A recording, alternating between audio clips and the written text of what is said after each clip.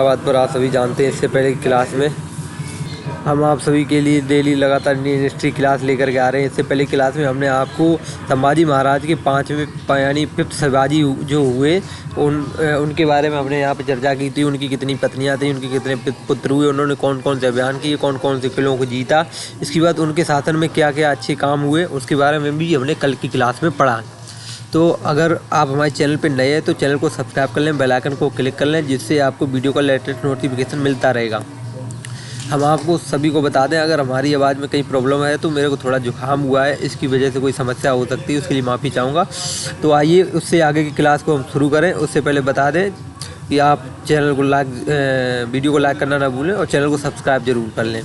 तो आइए अब शुरू करते हैं आज की क्लास।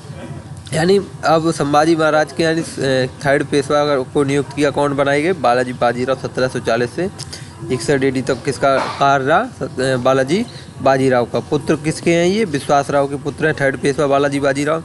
इनके भाई कौन है? रघुनाथ राव। बाजीराव प्रथम के कौन है? ये पुत्र, बाजीराव प्रथम के ये पुत्र हैं। अब देखेंगे इनके समय, जब ये बालाजी बाजीराव 3rd पेशवा बने तो इनके समय क्या हुआ? राजपूतों का और जाटों का समर्थन इन्होंने खो दिया था। भारतीय मुसलमान, विदेशी मुसलमान देखेंगे तो कौन कौन आ गया था साथ में? अहमद शाह अब्दाली और दुरानी साम्राज्य ईरान से आ गया। इनके शासन जब स्टार्ट हुआ 3rd पेशवा का तो भारत में विदेशी मुसलमान आ चुके थे। अहमद शाह अब्दाली और दुरानी साम्राज्य ईरान से आ चुका था। इसके बाद देखेंगे तो पानीपत का इनके समय पे तीसरा युद्ध हुआ, जो 14 जनवरी 1761 AD को लड़ा गया। किसके किसके बीच लड़ा गया? अहमद शाह अब्दाली की तरफ कौन कौन से लोग थे उनमें देखेंगे। अहमद शाह अब्दाली एक पक्ष में था, मल्हार राव। तो एक तरफ देखेंगे पानीपत का तीसरा युद्ध हो रहा है, यानी स्टार्ट हो चुका है। तो इसमें किन किन गैंग मतलब गुटों को के बीच लड़ाई होगा यानी युद्ध होगा? तो एक तरफ होगा अहमद शाह अब्दाली, प्लस उसके साथ होंगे मल्हार राव होलकर, जो धोखेबाजी इन्होंने की शिवाजी यानी बालाजी बाजीराव की ओर से धोखेबाजी की इन्होंने। इसके बाद शुजाउद्दौला, अवध का नवाब एक, और नजीब खां यानी रोहिलखंड। इन 4 लोगों का गैंग यानी गैंग नहीं कहना चाहिए, 4 लोगों का मतलब गुट एक तरफ है। अब एक तरफ देखेंगे तो मराठा सेना है पूरी। सदाशिवराव सेनापति बनाए गए जो 30 साल की एज पे। विश्वासराव है जो 20 साल की एज है इनका। तोपखाना कौन ये संभाल रहा है? इनका इब्राहिम गारदी, ये तोपखाना को संभाल रहा है। तो इन दोनों के बीच जब 1761 का पानीपत का युद्ध लड़ा गया तो उसमें कौन विजयी हो गया? अहमद शाह अब्दाली यानी विजयी हो गया इसमें। अब देखेंगे पेशवा माधवलाल नारायण को, इसके बाद पेशवा किसे बनाया गया? माधवलाल नारायण को बनाया गया 1761 से 72 AD पे। बालाजी बाजीराव के पुत्र नारायण राव हैं, यानी बालाजी बाजीराव हैं जो ये बाजीराव बालाजी 3rd पेशवा हैं जो बाला बाजीराव, उनके ही पुत्र हैं माधव नारायण, यानी बालाजी बाजीराव के पुत्र हैं जो पेशवा माधव नारायण 1761 में बने हैं, ये बालाजी के ही पुत्र हैं। नारायण राव देखेंगे तो 1772 से 1773 तक ये पुत्र हैं। नारायण के पुत्र कौन कौन से? नारायण राव के माधव नारायण सेकंड है, ये दूसरे पुत्र 1773 से 74 तक रहेंगे ये। इसके बाद माधव राव यानी सेकंड है ये पुत्र, 1774 से 95 तक रहेंगे। इसके बाद आते हैं माधव राव के पुत्र। माधव राव के पुत्र कौन है? बाजीराव 1796 से 1818 तक रहेंगे, जो इन्हें दस्तक पुत्र कहा जाता था। नाना साहब के ये दस्तक पुत्र कहलाते थे बाजीराव। इसके बाद देखेंगे ये रघुनाथ राव ने वध कराया था ईस्ट इंडिया कंपनी की मदद से। किसका? नारायण राव का वध करा दिया था रघुनाथ राव ने ईस्ट इंडिया कंपनी की मदद से, क्योंकि ये नहीं चाहते थे कि नारायण राव रहेंगे तो ईस्ट इंडिया कंपनी अपना प्रवेश नहीं कर पाएगी भारत में। इस वजह से इन्होंने ईस्ट इंडिया कंपनी की मदद से इन्होंने इनकी नारायण राव की रघुनाथ ने मृत्यु यानी मरवा दिया था। रघुनाथ राव विरोधी थे किनके? नाना फडणवीस के, जिनकी 1800 डेथ हुई थी नाना फडणवीस के टाइम पर। मतलब इसलिए विरोधी थे, इन लोगों ने उनके क्षेत्र के काफ़ी लोगों को मारा था, तो इस वजह से रघुनाथ इनके विरोधी थे नाना फडणवीस के। अब दस्तक पुत्र कौन है? नाना साहब किनके पुत्र हैं? दस्तक पुत्र माधव राव के, यानी बाजीराव जो है वो किसके दस्तक पुत्र हैं? नाना साहब के। अब सोचो एक तरफ गुट पहुंच चुका है, यानी कि ये मुग़ल लोगों का है, मतलब मुस्लिम शासकों का, एक तरफ मराठा लड़ रहे हैं। अब भयंकर वाले युद्ध लगातार चल रहे हैं। आइए आगे क्लास में चलते हैं। इससे पहले अगर आपने अभी तक लाइक नहीं किया क्लास को तो लाइक कर लें। अब देखेंगे भारत में अब यूरोपियन कंपनियों का आगमन होने वाला है, यानी कि आप देखेंगे मराठा साम्राज्य हार रहा है लगातार, उधर मुस्लिम लोग जीत रहे हैं, मतलब आक्रमणकारी जीत रहे हैं। तो उन्होंने क्या करा, उन्होंने यूरोपीय कंपनी को आगमन के लिए न्योता दे दिया। तो यूरोपीय कंपनी अब भारत में आगमन करेंगी, यानी धीरे धीरे उन्हें पहुँच उन्होंने अपनी बनाई और भारत में घुसेंगी।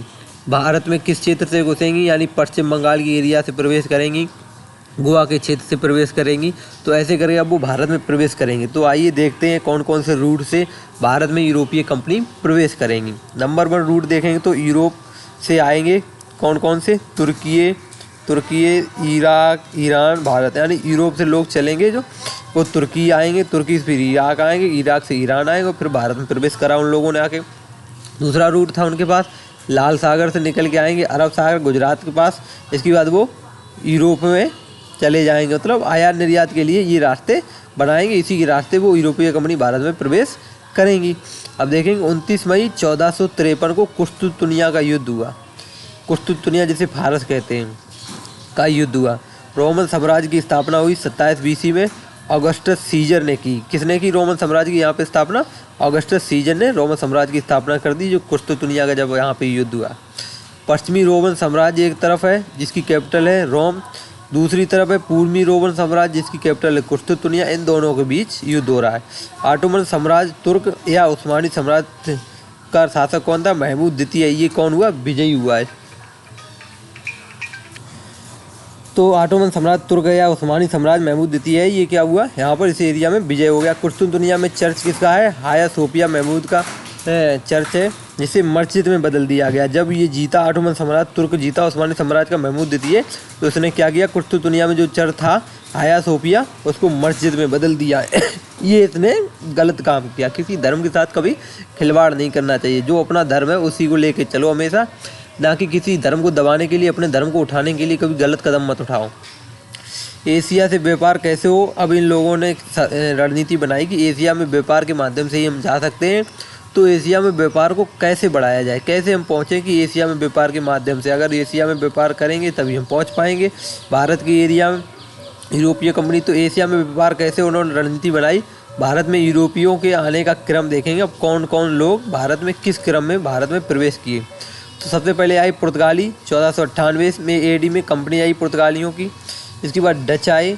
और पुर्तगाली आप जानते हैं पुर्तगाली कौन था? वास्को डी गामा पुर्तगाली ही था। 1497 में गोवा के तट पे आया था। गोवा के तट पे आकर के उसने यहाँ पे आया था, मसालों का आयात निर्यात करने के लिए, जानने के लिए आया था, पर वो रास्ता भूल गया। वो जा रहा था अमेरिका की खोज में, बट वो वास्को डी गामा आ गया था भारत। इसके बाद डच लोग आए, हॉलैंड निवासी ये सभी थे। 1602 में ये कंपनी लेकर के आए। इसके बाद अंग्रेज लोग आए, ब्रिटिश यानी इंग्लैंड से, ये 1600 में आए। इनकी कंपनी भी आई, ब्रिटिश ईस्ट इंडिया कंपनी। इसके बाद भारत में आए डेनिश लोग, जो डेनमार्क से आए थे। 1616 में इनकी कंपनी आई थी। इसके बाद आए भारत में फ्रांसीसी लोग, जो फ्रांस से आए थे। 1664 में इनकी कंपनी आई, फ्रांसीसी कंपनी। इसके बाद स्वीडिश लोग आए, जो 1731 में अपनी कंपनी लेकर के आए। तो आपने देख रहा है कि एशिया में व्यापार के क्रम के कारण ही भारत में ब्रिटिश ईस्ट इंडिया कंपनी अपने पैर जमाएगी और अन्य शक्तियाँ भी अपने पैर धीरे धीरे जमाएंगी। यानी पुर्तगाली, डच, अंग्रेज, डेनिश, फ्रांसीसी, स्वीडिश, इनमें से कुछ कंपनियाँ अपना बहुत ही भयंकर प्रभुत्व जमा लेंगी, जिनमें से डच होंगे, अंग्रेज होंगे और फ्रांसीसी होंगे, जो भारत के आज़ाद होने तक इनसे भारत को लड़ना पड़ेगा। तो ये कारण कौन रहा? हमारे यहाँ के राजा रहे। हमारे यहाँ के राजाओं का एक गुट नहीं था, ये धोखा दे देते थे एक दूसरे को, धोखा दे करके। इस वजह से मुस्लिम शासक थे वो जीत जाते थे। मुस्लिम शासक जीतने के कारण ही भारत में इंग्लिश लोगों का प्रवेश हुआ। इंग्लिश लोगों का प्रवेश नहीं होता तो हम लोगों का कोई प्रॉब्लम नहीं थी। अगर प्रॉब्लम होने का कारण कौन था? हमारे यहाँ के राजा। हमारे राजा, इनको लालच मिल जाता था कि हम आपको ये सम्राट दे देंगे, वो सम्राट दे देंगे। इसकी वजह से ये लोग अपने लोगों के साथ धोखा कर देते थे और धोखा करने के बाद अपना कुछ भी मिलता नहीं था। फिर इन्हें मुस्लिम शासक इन्हें कैद में डलवा देते थे। बाद में इन्हें पता चलता था कि अरे मैंने गलत किया।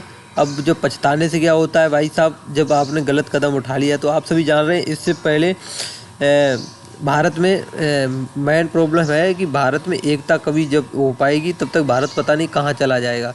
भारत में एकता तो कभी हो ही नहीं रही है। कहीं हिंदू मुस्लिम इन चीज़ों पे आदमी आज लड़ने के लिए बैठा है। इतनी बेरोजगारी है, इंफ्रास्ट्रक्चर का हाल ख़राब, इकोनॉमी का हाल ख़राब हुआ पड़ा है। पर भारत के हमेशा से चला आ रहा है कि हिंदू मुस्लिम इसी चीज़ों पे लड़ते चले आ रहे हैं, एक एक रोटी के लिए लड़ रहे हैं। ये नहीं देखा जा रहा कि बेरोजगारी कितनी भयंकर है। तो हमें आशा है हमने अपनी क्लास में आज आप सभी को बहुत चीज़ों के बारे में बताया। अगर आपको हमारी क्लासें पसंद आती हैं, वीडियो को लाइक करना ना भूलें, चैनल को सब्सक्राइब ना करना भूलें। तो हम ऐसे ही आपके लिए रेगुलर इंडियन हिस्ट्री की क्लास लेकर के आते रहेंगे। तो मिलते हैं हम आप सभी से कल नए क्लास के साथ। जय हिंद दोस्तों, जय हिंद भाइयों।